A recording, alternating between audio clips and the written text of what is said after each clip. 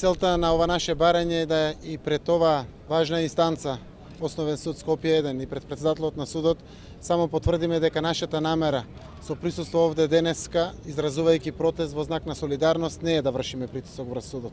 Напротив, нашата намера е да пуштиме силна порака за да се почитува законот во Република Македонија, да се охрабрат почитуваните судии кои што носат одлуки и да се одважат да ги носат одлуките, имајќи ги во предвид сите аспекти кои што ги дава законот.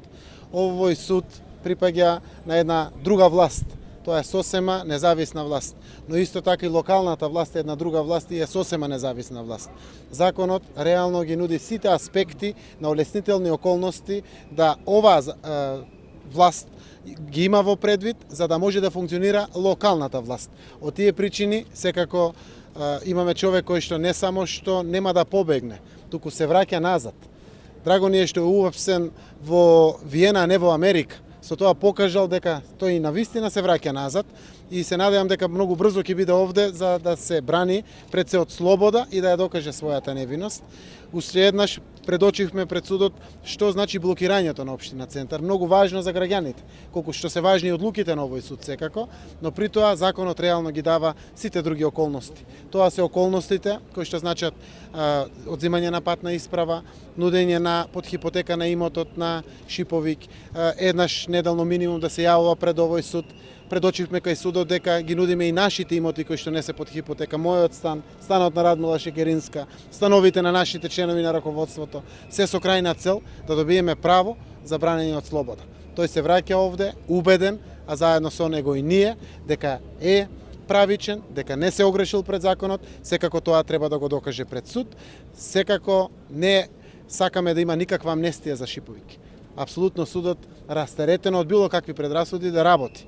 Но при тоа сакаме силно да испратиме порака до Министерството за внатрешни работи и јавното обвинителство. Тоа се институции чии што челни луѓе се поставени токму од власт, од оваа влада. Непочитувањето на презумцијата на невиност и леснотијата на испорачување на барање за притвор стана веќе секојдневна пракса во Република Македонија. Како што вели еден мој пријател, сите денеска носиме жолта трака на левата рака. Фигуративно кажано. Само прашање е кој кога ќе биде повикан под туш. Исто така фигуративно кажано. Овој страф и сила кој што се демонстрира, апсолутно ние нема да го дозволиме. Од тие причини, согласно законот, без било какво мешање на било кој политичар во судската власт, бараме правичност и правда за секој од притворените и за секој осомничен досега или во иднина. Што ви одговори председателот на судот? Апсолутно, председателот на судот одговори дека му е драго, што побаравме средба да кажеме дека ова нема намера да значи притисок врз судот. Ние одлуките на судот ќе ги почитуваме, сме ги почитували и до крај.